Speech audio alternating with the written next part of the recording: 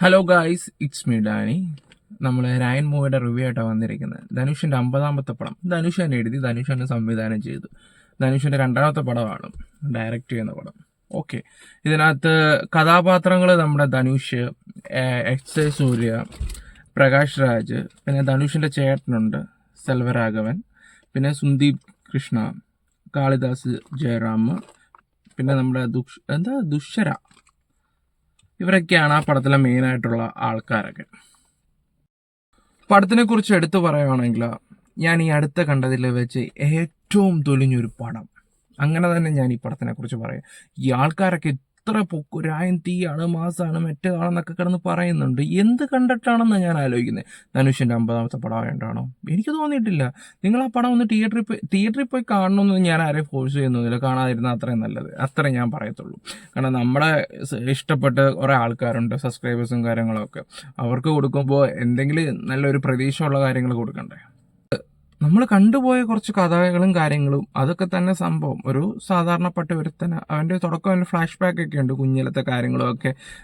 പിന്നെ എന്താ പറയണ്ട, ഒരു ചായക്കടയോ ഒരു പീഡിയ നടത്തുന്ന ഒരു മനുഷ്യൻ അവിടെ ഒതുങ്ങിക്കൂടി നടക്കുന്ന ഒരുത്തനായിട്ടുള്ള രീതി പോകുന്നു. പിന്നെ ഇച്ചിരി ദേഷ്യം ഇതൊക്കെ ഉണ്ടെങ്കിൽ കൂടപ്പുറപ്പിനോട് മാത്രമേ കാണിക്കത്തുള്ളൂ. അങ്ങനത്തെ ഒരു കഥ.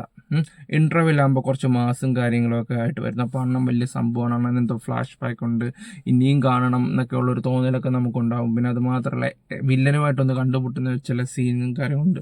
ആ സമയത്ത് വില്ലൻ ഇങ്ങനെ ആകാംക്ഷയോടെ നിൽക്കുമ്പോൾ അപ്പോഴും എന്തൊക്കെ ഉണ്ടെന്നുള്ള തോന്നൽ അത് മാത്രമേ ഉള്ളൂ. ഫസ്റ്റ് ഹാഫ് ഓക്കെ, ഒരു തട്ടിക്കൂട്ട് ആയിട്ടെങ്കിലും പോകുന്നെങ്കിലും പറയാം. സെക്കൻഡ് ഹാഫ് ഇത് എങ്ങോട്ടാണ് പോകുന്നതെന്ന് പോലും നമുക്കൊരു പിടുത്തമില്ല സത്യം പറഞ്ഞാൽ. എടുത്ത് പറയേണ്ട കഥാപാത്രം എന്ന് വെച്ചാൽ ധനുഷിൻ്റെ ചേട്ടൻ സെൽവരാഘവൻ. അദ്ദേഹം നല്ല രീതി പെർഫോമൻസും കാര്യങ്ങളൊക്കെ നല്ല അടിപൊളിയും കാര്യങ്ങളായിരുന്നു. പിന്നെ വരലക്ഷ്മി എന്തിനാണോ പാവത്തിനൊക്കെ ഈ പടത്തിൽ കൊണ്ട് ചേർത്തെന്ന് ഞാൻ ആലോചിക്കുന്നത്. ആഹാരം കഴിച്ച് മാസ് കാണിക്കാൻ വേണ്ടിയോ എനിക്കൊരു പിടുത്തവും കണ്ടിട്ടില്ല. അതിനൊന്നും അവർക്കൊക്കെ അത്രയ്ക്ക് ഇടിവുണ്ടായോ, അതോ ധനുഷിനോടുള്ള സ്നേഹം കൊണ്ടാണോ ഇവർ ഈ പടത്തിൽ വന്നതെന്ന് ഞാൻ ആലോചിച്ചു. പിന്നെ സുന്ദീപ് കൃഷ്ണ അത്രയും റൊമാൻറ്റിക് ഹീറോ, ഒരു സ്റ്റാർ വാല്യൂ ഉള്ള ഒരുത്തൻ വന്നിട്ട് ഇതിനകത്ത് വന്നിട്ട് എന്താ കാണിച്ചതെന്ന് പോലും അറിയത്തില്ല. പക്ഷേ അവൻ്റെ കുറച്ച് കാര്യങ്ങൾ അത്യാവശ്യം ഫസ്റ്റ് ഹാഫിലാണ് നല്ല രീതിയിൽ പോകുന്നുണ്ടായിരുന്നു. അത്യാവശ്യം നല്ല റോളും കാര്യങ്ങളും ഉണ്ടായിരുന്നു. പക്ഷേ അദ്ദേഹം ഈ പടം എടുത്തതിന് എനിക്ക് അത്ര താല്പര്യം കാര്യങ്ങളൊന്നുമില്ല.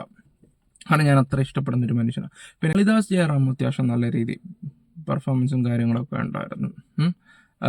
പിന്നെ ഒരു വ്യത്യസ്തമായിട്ടുള്ള രീതിയിലൊക്കെ പുള്ളിക്ക് കൊടുത്ത കാര്യങ്ങൾ പുള്ളി അത് ഭംഗിയായിട്ട് ചെയ്തായിരുന്നു. പിന്നെ ഒരു പെങ്ങൾ കഥാപാത്രം ഉണ്ടായിരുന്നു. അത് ഇച്ചിരി ഓവറായോ അതോ എന്താ ഉദ്ദേശിക്കുന്നത് എനിക്കറിയത്തില്ല. പക്ഷെ നമുക്ക് മൊത്തത്തിൽ അങ്ങോട്ട് സുഖിക്കുന്നില്ല സത്യം പറയാമല്ലോ. പിന്നെ എസ് എ സൂര്യ അത്യാവശ്യം കുഴപ്പമില്ലായിരുന്നു. അദ്ദേഹത്തിൻ്റെ രീതികളും കാര്യങ്ങളൊക്കെ ഞാൻ പറയാതെ തന്നെ നിങ്ങൾക്ക് അറിയാമല്ലോ. പ്രകാശ് രാജ് നല്ല അടിപൊളിയായിരുന്നു. പ്രകാശ് രാജ് പൊളിയായിരുന്നു കേട്ടോ. പിന്നെ ധനുഷിൻ്റെ ഡയറക്ഷനും ഇതൊക്കെ ആകുമ്പോൾ അത്യാവശ്യം എന്താ പറയണ്ടേ, അഭിനയം കാര്യങ്ങൾക്കൊന്നും ഒരു കുറവൊന്നുമില്ല. പക്ഷെ പടം സ്റ്റോറി എൻ്റെ പൊന്നോ, നമ്മൾ 10ൽ ഒരു പെർസെൻറ്റേജ് പോലും കൊടുക്കാൻ പറ്റാത്ത രീതിയിലത്തെ ഒരു സ്റ്റോറിയും കാര്യങ്ങളുമായിരുന്നു. അതാണ് ഈ പടത്തിന് ഏറ്റവും വലിയൊരു പോരായ്മയത്. ഇത് ഇത്രയും പുകഴ്ത്തി വലിയ സംഭവമാക്കേണ്ട ഒരു കാര്യമില്ല. ഈ പടത്തിനൊക്കെ 7 റേറ്റിംഗ് ഒക്കെ കിടക്കുമ്പോൾ എനിക്ക് ഷോക്കാണ് സത്യത്തിൽ വരുന്നത്. കാരണം അത്രയും ഇല്ല. അപർണ ബാലമുരളി, ഇപ്പം നമ്മൾ മലയാളത്തിൽ കണ്ട ആ അപർണ ഈ പടത്തിൽ കാണുവാണെങ്കിൽ ഇച്ചിരി ഓവറായിട്ട് നമുക്ക് ഫീൽ ചെയ്യും. ശരിക്കും ഓവറായിട്ട് തോന്നും. പിന്നെ എന്തായാലും ഡയറക്ടർ പറയുന്നതല്ലേ അവർക്ക് ചെയ്യാൻ പറ്റത്തുള്ളൂ. അത്യാവശ്യം ഇവരും സുന്ദീപ് കൃഷ്ണയുടെ കോംബോയും കാര്യങ്ങളും അത്യാവശ്യം കുഴപ്പമില്ലാതെ പോയിട്ടുണ്ടായിരുന്നു.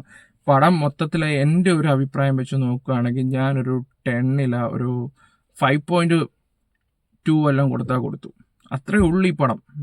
അത്രയും ഇല്ല. എന്നാലും ഒരു തിയേറ്റർ എക്സ്പീരിയൻസ് ഉണ്ടെന്ന് ചോദിച്ചാൽ അതിനകത്ത് 2-3 ഡയലോഗുകളും കാര്യങ്ങൾക്കും മാത്രമേ ഉണ്ടായിരുന്നു. കുറച്ച് കയ്യടിയും കാര്യങ്ങളും മാത്രമേ ഉണ്ടായിരുന്നു. അതും കേട്ടുപോയ കുറേ സംഭവങ്ങൾ മാത്രം. അല്ലാതെ ഈ പടത്തിൽ എത്ര വലിയ സംഭവമായിട്ടൊന്നും എനിക്ക് തോന്നുന്നില്ല. ഇങ്ങനെയുണ്ടോ കഥകൾ? നമ്മൾ പ്രതീക്ഷിക്കുന്ന പോലുള്ള കാര്യങ്ങളൊന്നും അല്ല. മീൻസ് അതുപോലെ ഒരുമാതിരി തട്ടിൽക്കൂട്ടുള്ള രീതിയിലാണ്. ഒരു മനുഷ്യത്വമൊക്കെ വേണ്ട മനുഷ്യരായ.